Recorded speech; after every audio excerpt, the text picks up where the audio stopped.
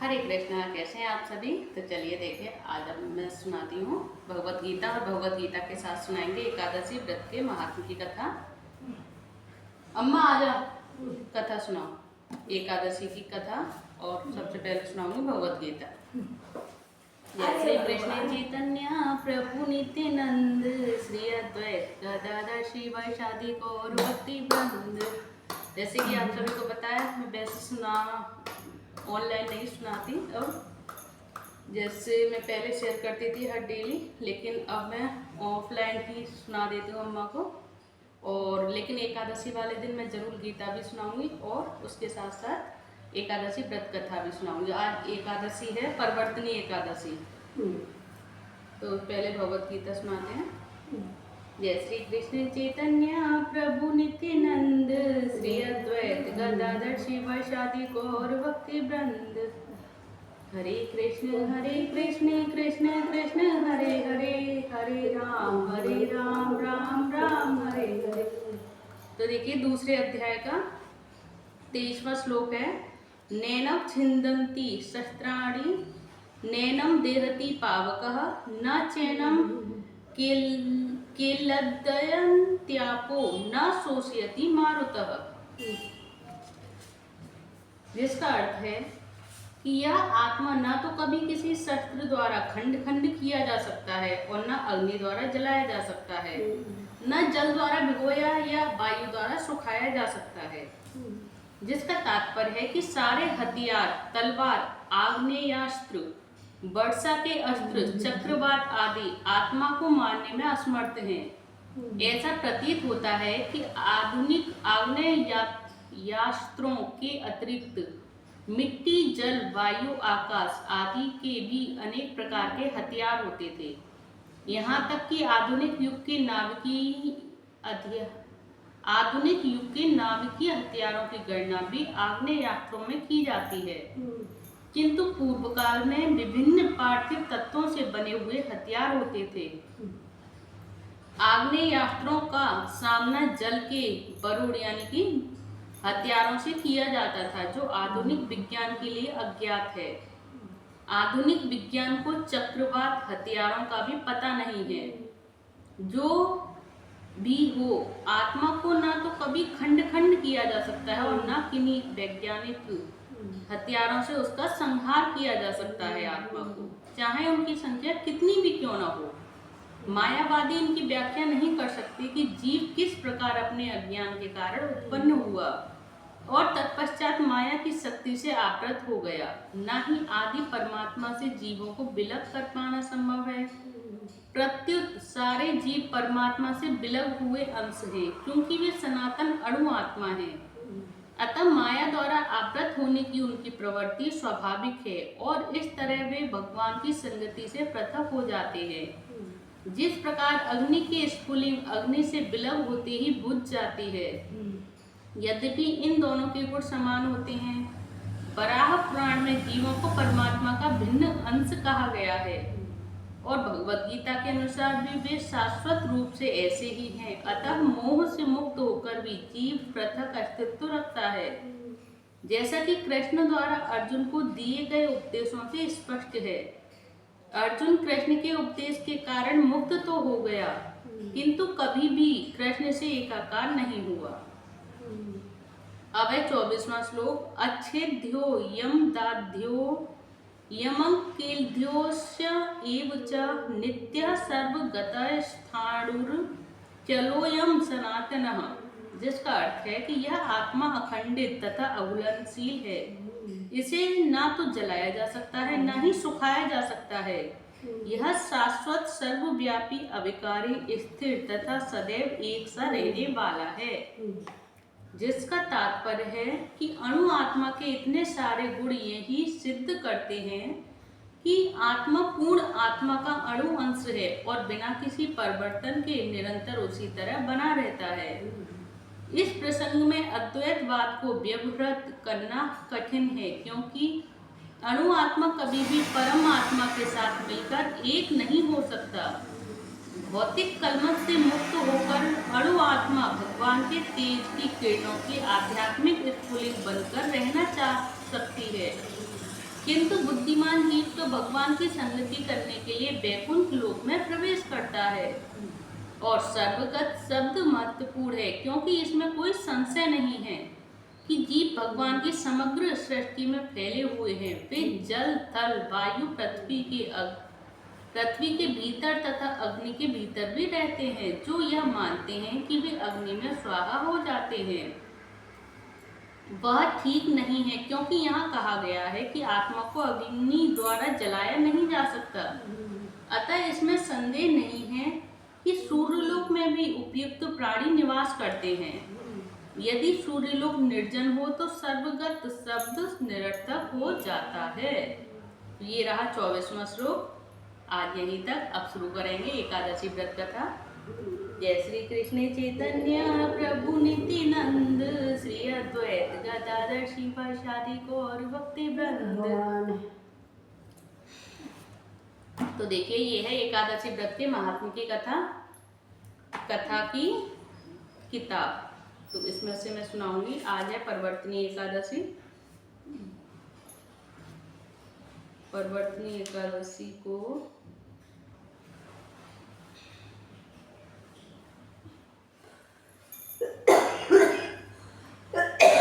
भाद्रपद मास की शुक्ल पक्ष की पद्मा एकादशी, इसको पद्मा एकादशी भी बोलते हैं। बेटा नहा लो, नहीं ठीक हो जाएगा।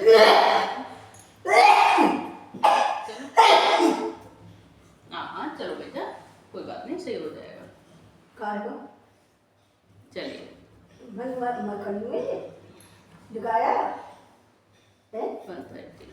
दिखाया बेटा, नहा के फ्री हो जल्दी से।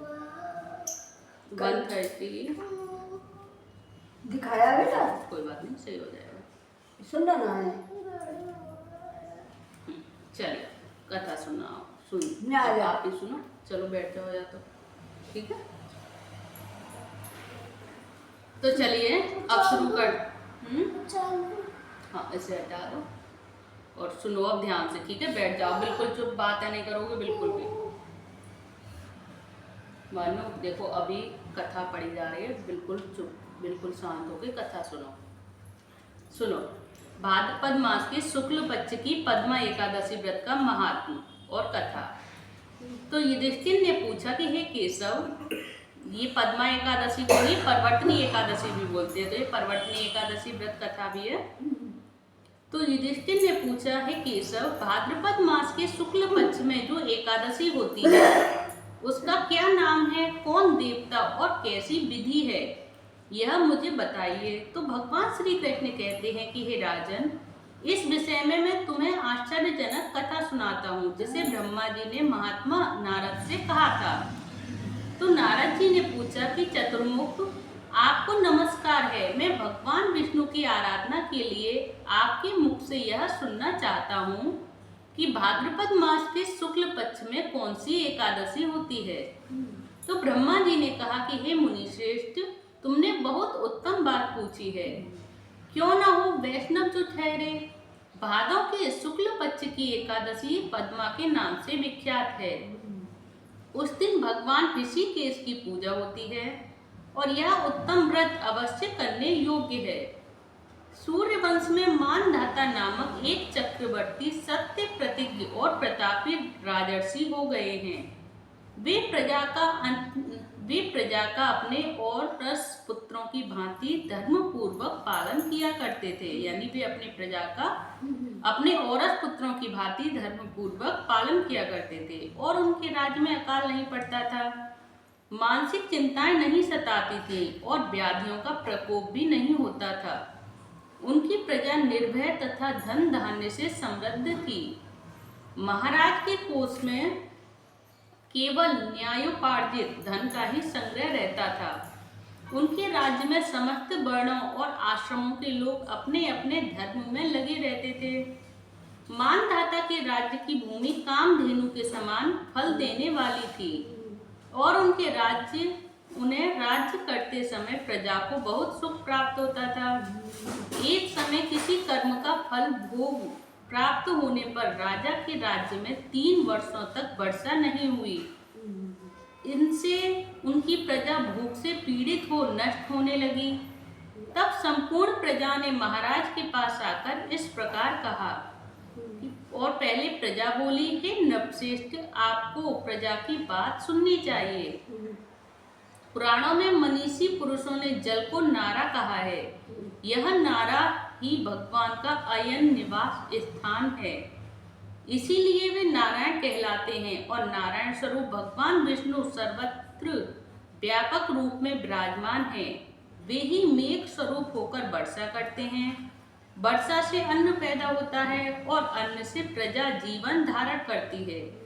तो हे नृपश्रेष्ठ, इस समय अन्न के बिना प्रजा का नाश हो रहा है, अतः ऐसा कोई उपाय कीजिए जिससे हमारे योग क्षेम का निर्वाह हो सके। तो राजा ने कहा, आप लोगों का कथन सर्वथा सत्य है, क्योंकि अन्न को ब्रह्म कहा गया है।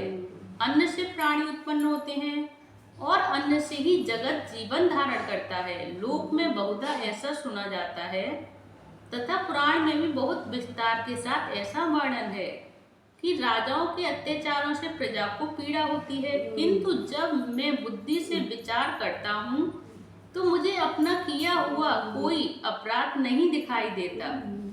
फिर भी मैं प्रजा का हित करने के लिए पूर्ण प्रयत्न करूंगा।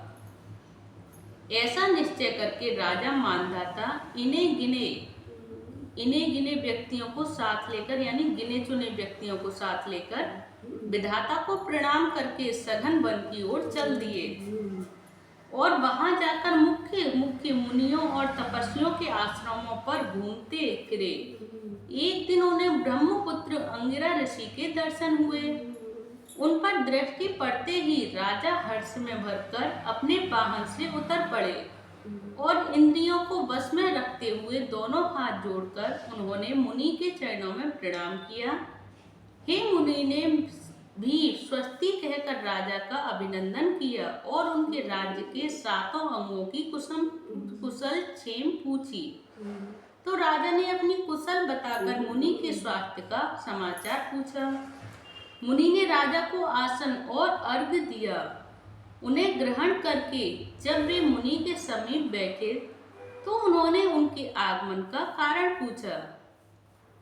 तब राजा ने कहा कि हे भगवान, मैं धर्मानुकूल प्रणाली से पृथ्वी का पालन कर रहा था, फिर भी मेरे राज्य में वर्षा का अभाव हो गया है। इसका क्या कारण है, इस बात को मैं नहीं जानता। तो ऋषि बोले कि हे राजन, यह सब युगों में उत्तम सतयुग है।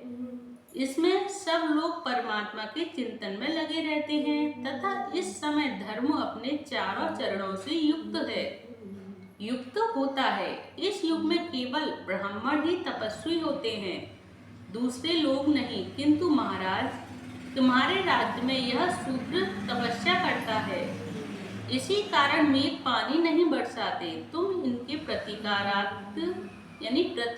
का यत्न करो, जिससे यह अनावृष्टि का दोष शांत हो जाए। तो राजा ने कहा कि हे मुनिवर,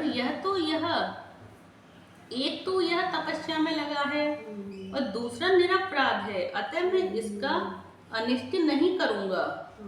आप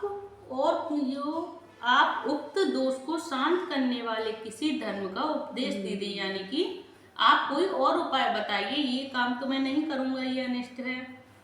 तो ऋषि बोले कि हे राजन, यदि ऐसी बात है तो एकादशी का व्रत करो। जो भाद्रपद मास के शुक्ल पक्ष में जो पद्मा नाम से विख्यात एकादशी होती है, उसके व्रत के प्रभाव से निश्चित ही उत्तम वृष्टि होगी। नरेश, तुम अपनी प्रजा और परिजनों के साथ इसका व्रत करो। ऋषि का यह वचन सुनकर राजा अपने घर लौट आए। उन्होंने चारों वर्णों की समस्त प्रजाओं के साथ भादों के शुक्ल पक्ष की पद्मा एकादशी का व्रत किया और इस प्रकार व्रत करने पर मेघ पानी बरसाने लगे। पृथ्वी जल से आप्लावित हो गई और हरी भरी खेती से सुशोभित होने लगी। इस व्रत के प्रभाव से सब लोग सुखी हो गए। तो भगवान श्री कृष्ण कहते हैं कि हे राजन, इस कारण इस उत्तम व्रत का अनुष्ठान अवश्य करना चाहिए। पद्मा एकादशी के दिन जल से भरे हुए घड़े को वस्त्र से ढककर दही और चावल के साथ ब्राह्मण को दान देना चाहिए और साथ ही छाता और जूता भी देना चाहिए। दान करते समय इन मंत्रों का उच्चारण भी करना चाहिए। नमो नमस्ते गोविंद बुद्ध श्रवण संज्ञक अध्यो अघोघग संशयम कृत्वा सर्व सौख्य प्रदो भव भुक्ति मुक्ति प्रदश्चैव लोकानाम सुखदायक। जिसका अर्थ है कि बुधवार और श्रवण नक्षत्र के योग से युक्त द्वादशी के दिन बुद्ध श्रवण नाम धारण करने वाले भगवान गोविंद आपको नमस्कार है। मेरी पाप राशि का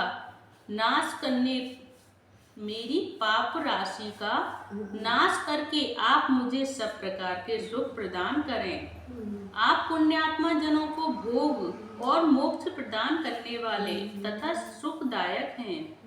तो हे राजन, इसके पढ़ने और सुनने से मनुष्य सभी पापों से मुक्त हो जाता है। तो ये रही एकादशी की व्रत कथा, जो है आज पद्मा एकादशी, जो मैंने आप सभी को सुनाई है। ये पद्मा एकादशी व्रत कथा आप एक दूसरे के साथ भी शेयर कर सकते हैं और पुण्य के भागी बन सकते हैं। और आप सभी को ये पद्मा एकादशी व्रत कथा कैसी लगी प्लीज मुझे जरूर बताइएगा। अगर अच्छी लगी हो तो प्लीज वीडियो को लाइक करके चैनल को सब्सक्राइब जरूर करें। धन्यवाद। हरे कृष्ण कृष्ण कृष्ण हरे हरे, हरे राम राम राम हरे हरे। जय श्री कृष्ण चैतन्य प्रभु नित्यानंद, श्री अद्वैत गदाधर शिवासादि गौर भक्ति वृंद। हरे कृष्ण कृष्ण कृष्ण हरे हरे, हरे राम राम राम हरे हरे। जय श्री कृष्ण, हरे कृष्णा, हरि बोल।